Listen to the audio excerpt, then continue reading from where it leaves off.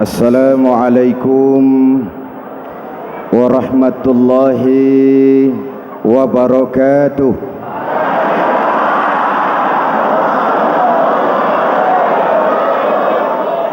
Alhamdulillahi rabbil alamin, wassalatu wassalamu ala ashrafil mursalin, sayyidina wa maulana Muhammadin wa ala alihi wa sahbihi ajmain, amma ba'du.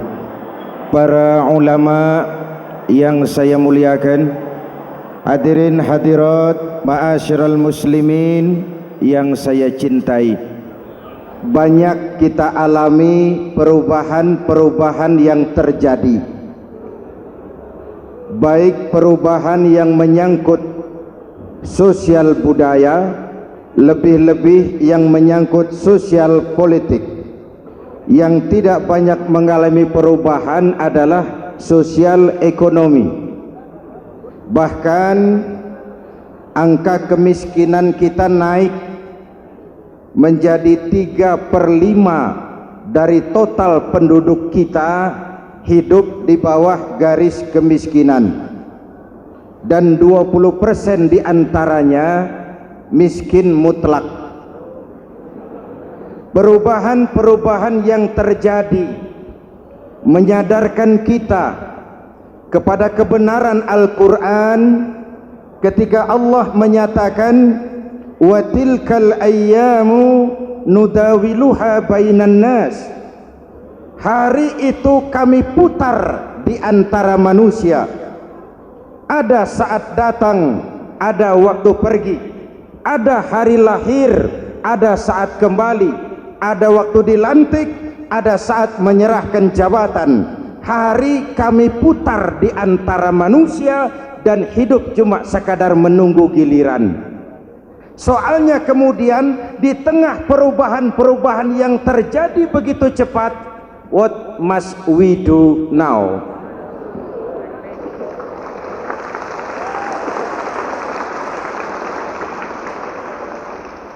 Saya juga nggak ngerti itu. Yang penting kan penampilan. Saudara-saudara kaum muslimin di seluruh tanah air, jadi pemimpin adalah pelayan bagi orang yang dipimpinnya. Okelah, perbaikan ekonomi, pembukaan lapangan kerja baru kita serahkan kepada pemerintah, karena kita percaya mereka orang-orang terpilih belaka yang dipilih dengan kepercayaan akan mampu membawa rakyat keluar dari kesulitan. Amin. Tugas kita sekarang di zaman susah meluruskan akidah. Jangan sampai mbah dukun yang naik ke permukaan. Betul? Islam misinya yang pertama membebaskan manusia dari kemusyrikan. 13 tahun Rasul berjuang di Mekah, menanamkan akidah, meluruskan keyakinan, membentuk iman. 13 tahun membebaskan manusia dari belenggu kemusyrikan. 13 tahun menanamkan la ilaha illallah Muhammadur Rasul dengan seluruh konsekuensinya. Kalau saya yakin tidak ada Tuhan selain Allah, saya tidak akan minta tolong kecuali hanya kepada Allah. Saya tidak akan pernah takut kecuali hanya kepada Allah. Saya tidak akan menggantungkan hidup kecuali hanya kepada Allah. Saya tidak akan minta rizki kecuali hanya kepada Allah. Saya tidak akan melarikan persoalan kecuali hanya kepada Allah. Kalau konsekuen dengan keyakinan ini, mbah dukun nggak dapat tempat.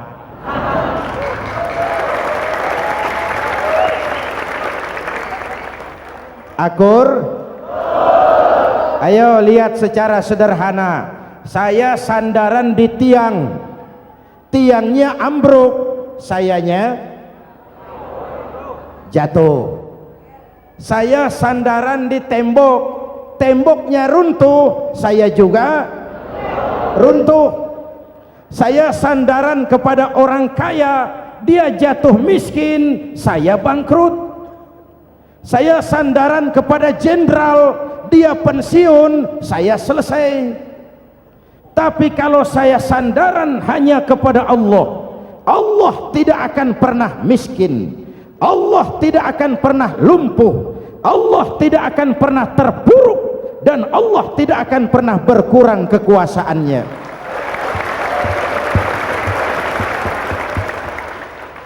Maka umat Islam, sesulit apapun zaman yang kita hadapi, Allah juga tempat kita bersandar.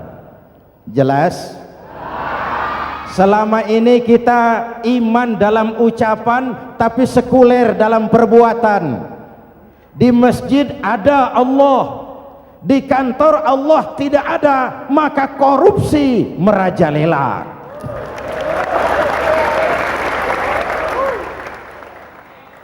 Di masjid ada Allah, di pasar Allah tidak ada, maka timbangan tetap curang. Kita iman dalam ucapan, tapi sekuler dalam perbuatan. Oleh karena itu, sesulit apapun zaman yang kita hadapi, iman jugalah pegangan kita, Allah juga tempat kita bersandar. Boleh zaman berubah, akidah jangan sampai goyah. Karena iman kita hidup, untuk iman kita berjuang, dan dalam iman kita ingin kembali menghadap Allah Subhanahu. Selama ini manusia Indonesia kita lebih banyak diisi otaknya, hati sering kosong, agama dangkal, akidah rapuh, moral rendah. Memang kemudian muncul banyak orang-orang pintar, cuma sayang tidak benar. Indonesia kita bangkrut, Indonesia kita terpuruk, Indonesia kita sakit parah kalau diurus orang yang cuma pintar tapi tidak benar. Kita perlu orang-orang pintar, tapi kita lebih perlu orang benar. Jelas? Kalau cuma pintar tapi tidak benar, itu yang sering saya sampaikan, nanti disuruh ngurus beras malah nimbun beras.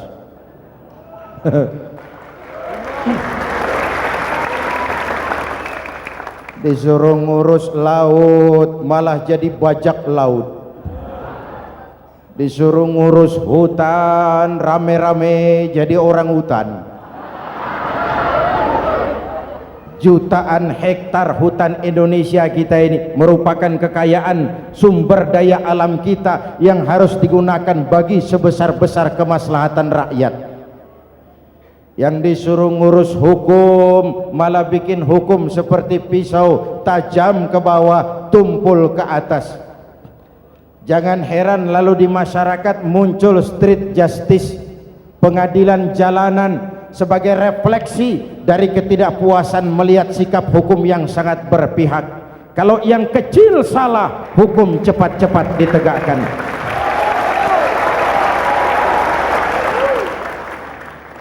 Lihat saja sekarang ini, kalau orang terkenal banyak uang punya masalah, antri yang bela.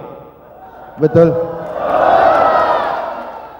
Tapi saudara lihat si Marsinah di Jawa Timur, si Sengkon dan Karta di Jawa Barat, si Udin Bernas wartawan Jogja, terseok-seok mencari keadilan, sampai hari ini urusannya masih remeng-remeng. Kenapa bisa begitu? Jawabannya sederhana, tidak ada fulus. Ada fulus mulus, tidak ada fulus manfus. Betul? Jangan sampai para penegak hukum kita terjebak pada lagu baru, maju tak gentar membela yang bayar. Biar bertentangan dengan nurani, biar bertentangan dengan public opini, biar bertentangan dengan rasa keadilan. Siapa yang bayar itulah majikan, mau benar atau salah belain terus. Kalau seperti inilah hukum kita, mafioso keadilan akan tetap gentayangan. Hadirin yang saya hormati, 13 tahun beliau berjuang di Mekah meluruskan keyakinan, memantapkan akidah, meneguhkan iman. Dari situ segalanya dimulai dan ke situ segalanya akan menuju. Intan paling mahal, mutiara paling berharga, tidak lain adalah nilai-nilai keimanan. Kalau itu sudah tergadai, apalagi yang bisa kita banggakan dalam kehidupan ini? Kita merasa harta kita berharga, belum ada artinya ketimbang iman. Kedudukan kita punya nilai pun belum ada artinya ketimbang dengan nilai-nilai keimanan. Itu intan paling mahal, itu mutiara paling berharga. Harta baru ada manfaatnya kalau dilandasi dengan iman.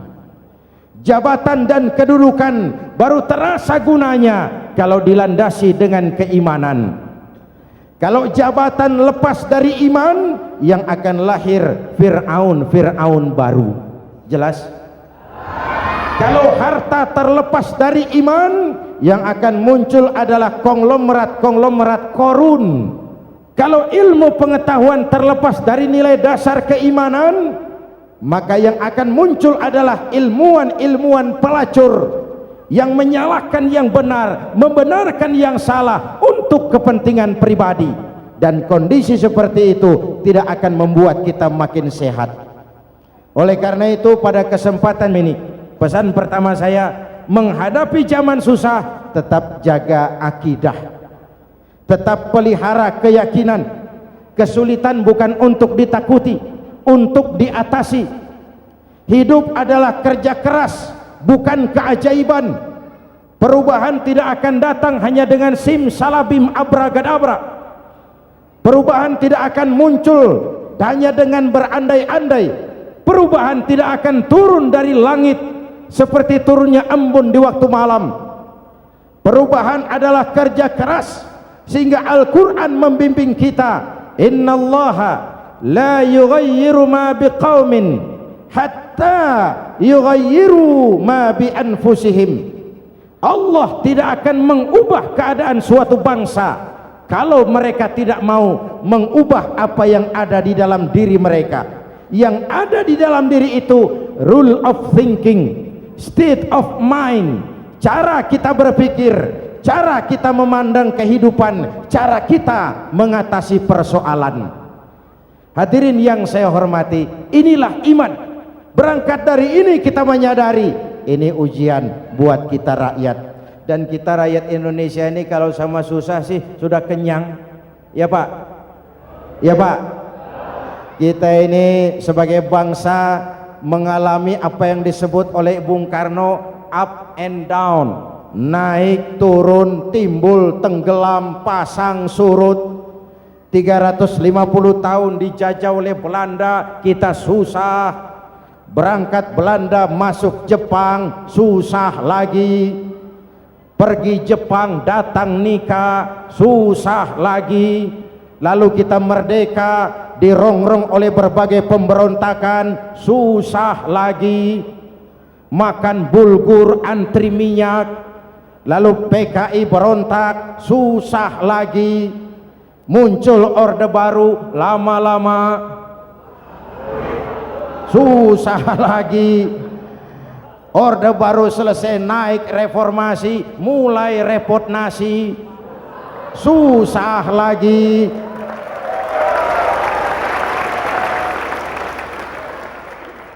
Kalau susah kita ini sudah akrab, sudah intim. Mestinya kalau sudah susah seperti itu, jangan salah sikap menyikapi kesusahan. Jangan sampai kita potong kompas, ambil jalan pintas, terjebak menghalalkan segala cara. Itu tidak akan menguntungkan, itu tidak akan menyelesaikan. Kalaupun selesai, nampaknya penyelesaian sesaat, dan penyelesaian sesaat bukan penyelesaian yang sebenarnya. Karena itu tetaplah dalam koridor keimanan. Boleh zaman berubah, akidah jangan sampai goyah. Silahkan masa berganti, tapi keyakinan jangan mati. Sekali la ilaha illallah sampai tetes darah paling penghabisan, tetap la ilaha illallah. Sanggup? 3 orang. Sanggup? 21. Sanggup? Kalau sanggup kita harus konsekuen. Saudara-saudara di seluruh tanah air, misi yang kedua dari Islam setelah membebaskan manusia dari kemusyrikan, membebaskan manusia dari ras diskriminasi, mengikat manusia dengan tali akidah. Sebelum Islam datang, manusia dibedakan oleh warna kulit, manusia dibedakan oleh faktor keturunan, manusia dibedakan oleh faktor harta dan benda. Adalah Rasul yang mengajarkan, innallaha la yanzuru ila suwarikum wala ila amwalikum walakin yanzuru ila qulubikum wa a'malikum. Allah tidak melihat potonganmu, Allah tidak melihat hartamu. Yang Allah lihat itu adalah hatimu dan amal perbuatanmu. Jauh sebelum Amerika teriak-teriak membanggakan apa yang mereka sebut sebagai Declaration of Independence, Nabi sudah mengajarkan kepada kita semua, annas kulluhum li Adam wa Adam min turab la fadla li arabiyyin ala ujamiyyin illa bittaqwa. Seluruh manusia berasal dari Adam. Adam diciptakan dari tanah. Tidak ada kelebihan Arab dengan yang bukan Arab kecuali takwanya. Jauh sebelum Amerika mencanangkan bahwa semua manusia dilahirkan sama, that all men are created equal. Jauh sebelum itu Islam sudah membebaskan manusia dari ras diskriminasi. Apa dalam konteks kekinian menghadapi zaman susah tetap jaga kerukunan? Ya Pak, ya Bu, oi Bu, menghadapi zaman susah tetap jaga kerukunan, baik antar umat seagama, antar umat beragama, maupun antar umat beragama dengan pemerintah. Menjaga kerukunan, jangan saling sikat sikut di antara kita. Sebab kalau sudah rukun, saya ajak berhitung, 1 ditambah 1 sama dengan, itu matematika namanya, hasilnya pasti. Tapi angka sosial hasilnya aneh. Saya ubah jadi angka sosial. Ayo kita berhitung lagi. 1 orang takut ditambah 1 orang takut sama dengan 2 orang setengah berani. Kenapa setengah berani? Karena sudah berdua. Tadi kan takut sendiri. Kalau sama-sama takut berkumpul jadi setengah berani. Kalau ditambah 1 orang takut lagi, 1 orang takut ditambah 1 orang takut ditambah 1 orang takut sama dengan 3 orang berani. Kenapa jadi berani? Karena sudah bertiga. Kita yang lemah, kita yang marginal, kita yang dikucilkan, bahkan kita yang dilecehkan, kalau mau rukun kita akan kuat dan tidak bakal dipermainkan orang.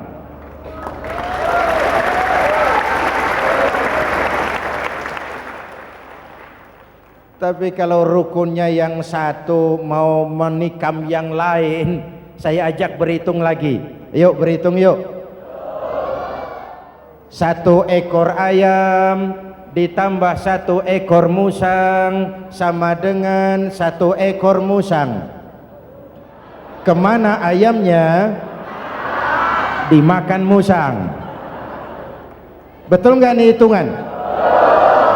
Ayo kita hitung lagi. 1 ekor ayam ditambah 1 ekor musang sama dengan 1 ekor musang. Kemana ayamnya? Dimakan musang. Jadi kalau kita suka kumpul dengan orang yang mau makan kita, selesailah kita.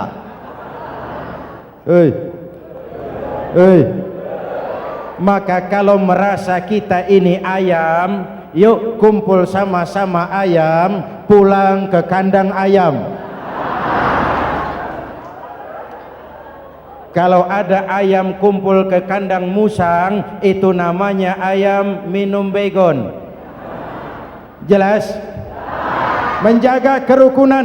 Pertama, antar umat seagama, sesama muslim harus saling menjaga, harus saling memelihara.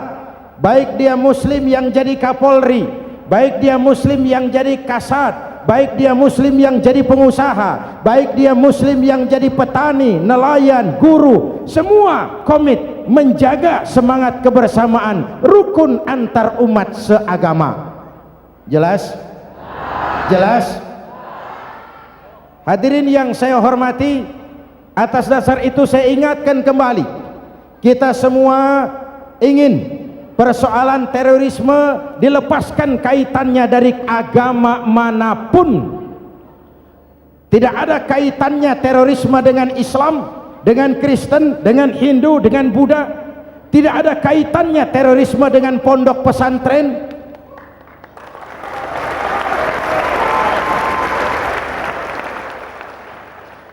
Jangan sampai pesantren jadi kambing hitam. Karena sejak zaman penjajahan, pesantren sudah terbukti memberikan kontribusi bagi perjuangan memerdekakan rakyat Indonesia. Rukun antar umat seagama. Yang kedua, rukun antar umat beragama. Islam ini rahmatan lil, jangankan manusia walaupun berbeda agama, binatang saja dihormati. Ada hadis, fa iza zabahtum fa ahsinuz zibhata. Kalau kamu menyembelih hewan, sembelihlah dengan cara yang terbaik. Jangan menyembelih ayam dengan pisau tumpul. Itu namanya tidak berperi kebinatangan. Yang kecil lagi, saudara buka babul istinja, makruh buang air kecil di tanah yang berlubang. Sebab apa? Pertama, menjaga kesehatan. Siapa tahu di lubang yang saudara buang air kecil itu ada gas beracun.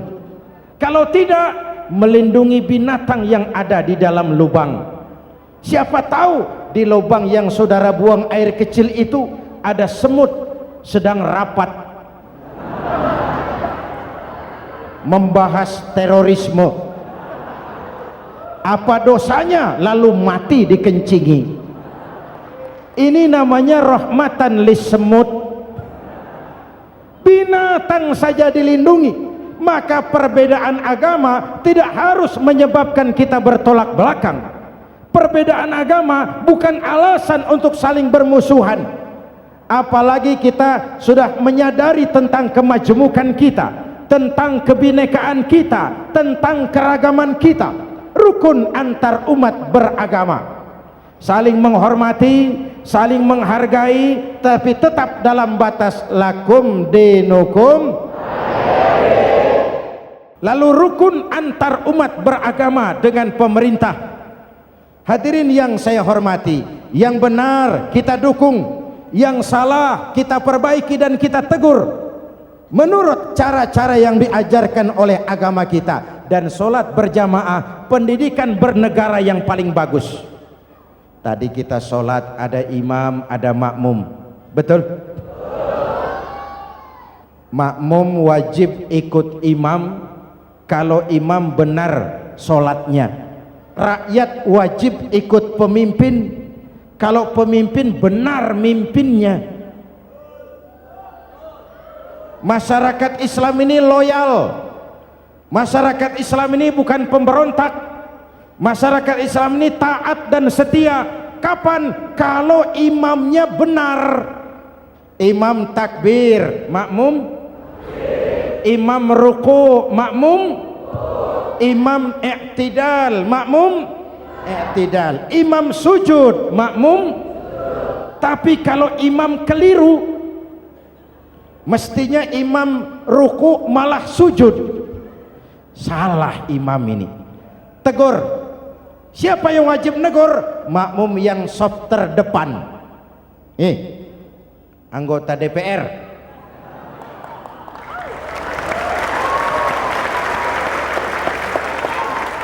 Ini wakil-wakil makmum ini, saf di depan ini. Kalau imam keliru, mereka paling tahu. Ngomong,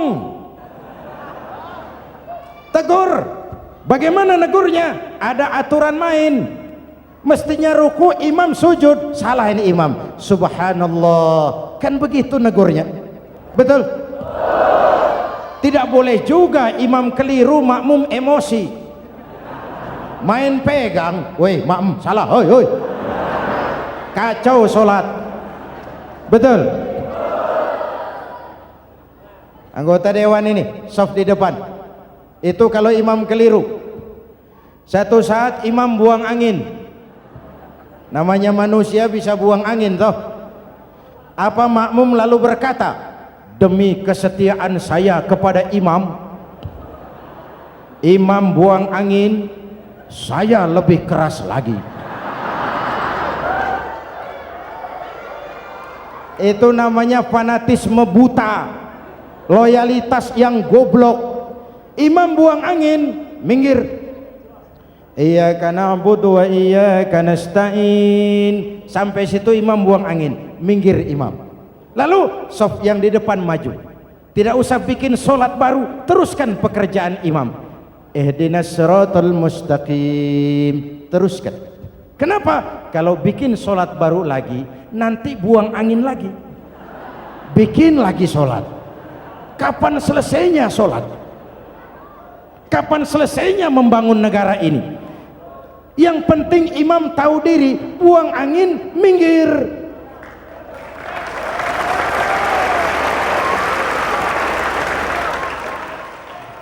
Ini kacaunya solat berjamaah kita sekarang, kacaunya negeri kita sekarang. Banyak imam sudah buang angin, gengsi. Diam aja merasa nggak punya salah. Dikasih tahu sama makmum, imam tadi buang angin ya, malah jawab sedikit. Apa kalau sedikit lalu tidak batal solat itu? Mekanisme kehidupan sosial yang diatur lewat tuntunan solat berjamaah, sehingga Nabi berpesan, kun imaman muta'an au ma'muman muti'an fala takun thalisan jazu'a. Kalau jadi pemimpin, jadilah pemimpin yang ditaati. Kalau jadi makmum, jadilah makmum yang mentaati. Jangan jadi golongan ketiga pemecah belah. Di depan tidak jalan, di belakang takut, ditaruh yang di tengah, di depan didorong, yang belakang ditendang. Ini namanya biang kerok. Saudara-saudara, dari uraian singkat ini saya ambil beberapa catatan pokok. Pertama, kalau ada intan paling mahal, kalau ada mutiara paling berharga dalam hidup kita, itu tidak lain adalah karena keyakinan. Hidup jadi indah, hidup jadi berharga, hidup jadi berarti kalau didasari atas sebuah keyakinan. Dan keyakinan itu tidak lain adalah nilai iman kita, akidah kita kepada Allah Subhanahu wa ta'ala. Yang kedua, tetap menjaga kerukunan. Sesulit apapun zaman yang kita hadapi, kita tetap harus menjaga semangat kebersamaan.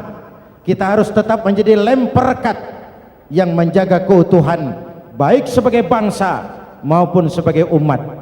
Perbedaan adalah wajar, harus dihormati, sebagai ciri kehidupan berdemokrasi.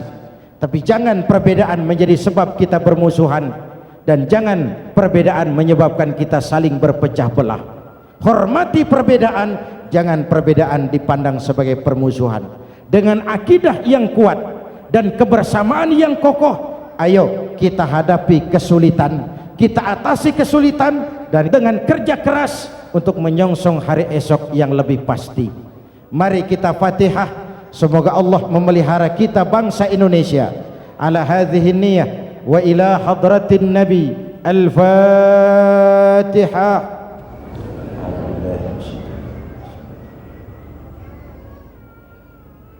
Iyyaka na'budu wa iyyaka nasta'in ihdinas siratal mustaqim siratal ladzina an'amta 'alaihim.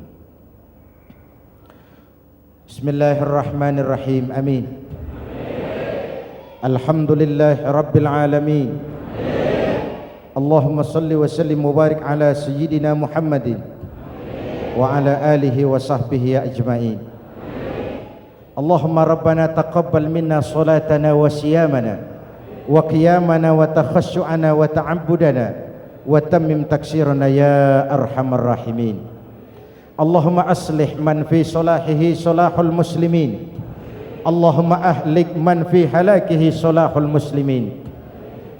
Allahumma rabbana la tu'akhizna in nasina aw akhtana, rabbana wa la tahmil alaina isran kama hamaltahu ala alladhina min qablina, rabbana wa la tuhammilna ma la taqata lana bih, wa'fu anna waghfir lana warhamna anta maulana fansurna 'alal qaumil kafirin.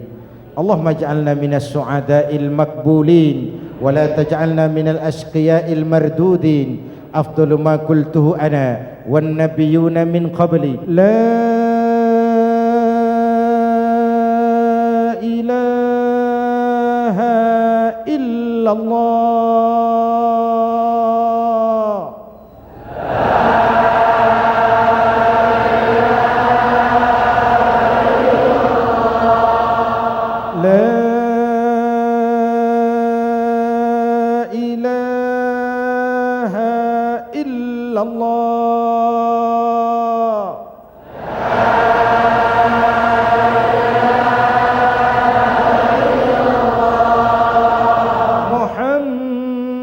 Muhammadur Rasulullah.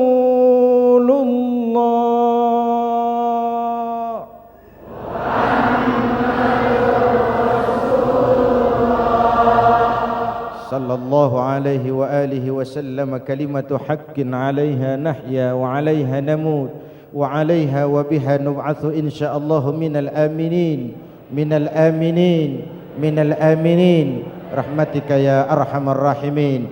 Sallallahu ala sayyidina Muhammad wa ala alihi wa sahbihi ajma'in. Ana rabbika rabbil izzati amma yasifun, salamun alal mursalin, walhamdulillahi rabbil alamin. Jumpa lagi di lain kesempatan insyaallah. Wassalamualaikum warahmatullahi wabarakatuh.